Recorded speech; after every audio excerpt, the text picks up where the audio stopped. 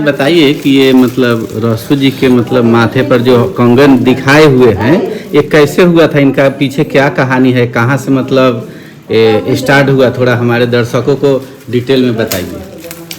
ये रहसू भक्त हुए जी कौरू कमेछा मैया जी के भक्त हैं। जी जी कौरू कमेछा माता की कृपा से इनकी अवतार हुई है। जी जी इनकी माता का नाम है मुनिया जी देवी ने अपने शक्ति से रहसू भगत को मुनिया देवी के हाथ से जी अवतार करे, झलका बनाकर उससे इनका अवतार किया। कौरू कमेछा ले जाकर भक्ति सिखाई। जी जी भक्ति कराने के बाद यहाँ भेज दिया। जी यहाँ जब भेजा तो अकाल पड़ा हुआ था। जी तो लोग इनके पास आते थे जी कि बाबा कुछ खाने का उपाय बताइए। तो बाबा माता को सुमरन किए, माता आई तो सारी बातें बताई कि अकाल पड़ा हुआ है, लोग भूखे मर रहे हैं, क्या करें। तो माता ने अपना सवारी बाग दिया जो दौरी के रूप में है। कहा कि इसी से कतरा घास का दौरी कीजिए, हमारे शक्ति से। मैया कही कि हमारे शक्ति से चावल निकलेगा, वही खाना और लोगों में बांट देना। बाबा ये करने लगे। बाद में राजा को पता चला इस तरह की घटना हो रही है, तो राजा को शक हुआ कि वही जादू कर रहा है, ढोंग डकोतला कर रहा है। उसके बाद राजा अपने CID को भेजकर गुप्तचर को पता करे, अपने नज़रों से जाकर देखा। अगले दिन यहाँ बुलवा कर कहा कि ऐसा ऐसा है, आप काम करते हैं, वो दौरी करके दिखाई। तो बाबा ने राजा को समझाया, लेकिन राजा माना नहीं। तो मजबूरन दौरी करा के दिखाए। दौरी देखने के बाद कहता है कि कुछ नहीं था, यहाँ सब कुछ हो गया, अब तुम ऐसा करो। ये हुआ कैसे? तो बाबा बोले माता की कृपा से। तो उस माता को दिखाओ। जिद करने लगा। बाबा वो समझाए राजा कि नहीं समझा। उसके बाद बाबा ने माता का ध्यान किया इसी जगह पर जहाँ मूर्त देख रहे हैं। तब मैया कौरू कमेछा से चली कलकत्ता, पटना अभी होते हुए सिमरन घोड़ा घाट होते हुए आई। वहाँ से घोड़ा घाट से चेतावनी दिया मैया राजा को। राजा कहा कि नहीं, हम देखेंगे तो देखेंगे। मैया वहाँ से क्रोधित होकर चली आनी तूफान के साथ। तो राजा का राज दरबार जितना था सब ध्वस्त कर दिया। जो आज जंगल के रूप देख रहे था उनके खिला पर ही है जंगल। तब यहाँ कचहरी में जहाँ बाबा बैठे थे वहाँ माता पहुँची, मस्तक फाड़ कर बाबा का दर्शन दिया राजा को। कहा कि देखो मैं इसके हृदय में रहती हूँ। तब से यह जगह है जो आज इस पर मंदिर बन रहा है। लोगों को द्वारा चंदा एकत्रित करके मैं पुजारी बाबा का वंशज हूँ। नाम हमारा बाबूराम दास है।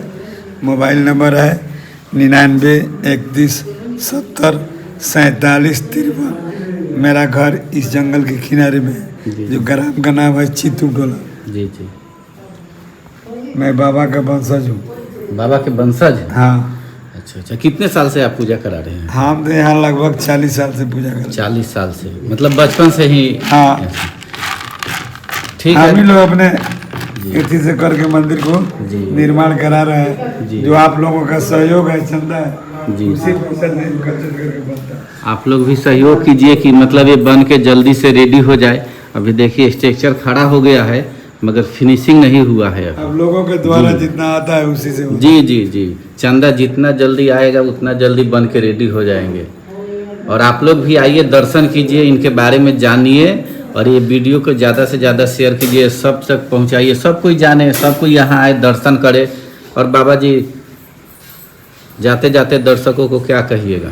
दर्शकों के हम यही कहेंगे कि खुशहाल रहे, जहाँ भी जो है बाबा का कृपा प्राप्त करें और दर्शन करने आए, यथा संभव हो सके जी दान देकर इस मंदिर को जल्दी पूर्ण कराएं। या लोगों के ही द्वारा बन रहा है। अगर लोग दान नहीं देते नहीं बन पाएगा। दान से कमी नहीं होता है और बढ़ेगा। दान को बताया गया है जी कि तू 1 पैसा देगा तो वो है नहीं, भगवान 10 लाख देगा। जी ऐसे बहुत से जगह सुनने को मिलता है। कबीर साहब भी लिखे हैं, तुलसीदास भी लिखे हैं, दान दिए धन ना घटे। धन घटता है दुरुपयोग करने से। हाँ। गलत चीज यूज करने से, मगर दान देने से, साधु संत को खिलाने से, गरीब को खिलाने से नहीं कभी भी कम हुआ है, न होगा। अरे खेती जैसे लोग करते हैं जी, 20 किलो बिया डालते हैं धान का जी बिजड़ा, जी जी 1 बीघा खेत उससे रोप दें जी जी। तो का 20 किलो खेत में धान देता है। नहीं नहीं नहीं नहीं, वो तो 20 कितना क्विंटल से ऊपर देता 20 है। कुंटल से ज़्यादा देता है। उसी तरह दान होता है। तो ये दिखाई देता है जी। लेकिन दान दिखाई नहीं देता। यहाँ आप देते हैं, आपके परिवार में दान का बढ़ते होता है, शिक्षा में होता है, जी। खेती बाड़ी में होता है, बुद्धि में होता है, अब जो सुख शांति में होता है। पान सिगरेट 50-100 रुपये का जो उड़ा देते हैं, यहाँ का अगर दान देंगे गरीब आदमी का भलाई होगा, ये भी बन के रेडी हो जाएगा। देखिए अभी दान यथासंभव करना चाहिए, उचित ये नहीं करना चाहिए अगर दान कर। अभी स्ट्रक्चर बन के रेडी है।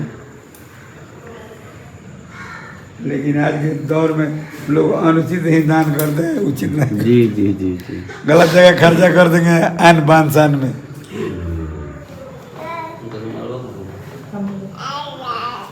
ठीक है बाबा जी। कल्याण सदा सुखी रहे लोग। मेला जो लगता है हाँ हाँ। उसमें 1-1.5 महीना है। ओहो। आपके लाला छपरा का जी और साहब बजरो सीधे है जी जी। सब चिंता है हमको। देखिए आप लोग का चंदा का जरूरत है। अभी स्ट्रक्चर खड़ा हो गया है। लाला छपरा से लेकर के सरिया के अगल बगल चाकियाँ सब चिंता है। जी। तो कहाँ से स्टार्ट हुआ, कैसे मतलब इनके सिर में वो माथा का कंगन आ गया? ये जो है बहुत पुराना बात है। उस समय भी मेरे दादा परदादा को जन्म नहीं। जी यहाँ पर एक चेरो वंश का राज चलता था। थावे नगरी में चेरो वंश का राज चलता था। राजा मनन सिंह नाम था राजा का। वही जो है थोड़ा सा शॉर्ट में बता दीजिए, कैसे उतना डिटेल में कैसे? ठीक है, हम शॉर्ट में बता देते हैं। तो यहाँ जो राजा थे उनके जो माँ के जो देख रहे हैं जो कंगन सर से निकला हुआ है जी। बाबा का मस्तक से, तो वो माँ कामाख्या वाली के देन। अच्छा, माँ को। हाँ, कामाख्या वाली के। तो माँ के परम भक्त थे रसु भगत। जी तो उनका जन्म एक रहस्यमय ढंग से हुआ। वो गर्भ से जन्म नहीं लिए, वो माँ के फोड़े से, मतलब अपने माँ के हथेली से वो जन्म लिए। फोड़ा फूटा तो उनका जन्म हुआ। तो माँ के भक्ति में बहुत लीन रहते थे। जब इनका वर्ष जब बढ़ते गए, जब धीरे धीरे, तो ये पूछे कि मेरे माता पिता कौन है। तो बोले कि आप तुम्हारा माता पिता माँ कामाख्या वाले से जाकर पूछिए। तो माँ कामाख्या के आराधना में गए और वो माँ कामाख्या वाली इनको दर्शन दी। और इन्हीं के प्रकार से जो थे अच्छा 7 बाघ जो देख रहे हैं। ठीक है बाबा।